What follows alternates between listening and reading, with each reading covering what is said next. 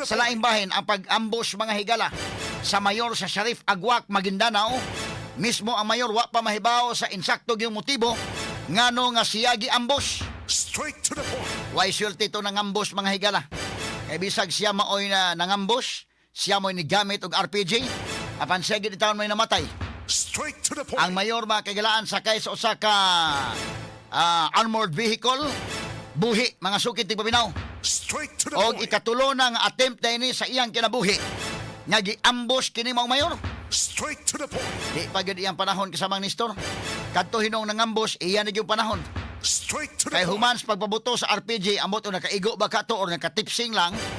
Anya na nakay din sa multicab mga sukit tigpabinaw nga kininiang minivan na type mga higala sa multicab. Ila mahinong nasugat ang convoy sa mayor.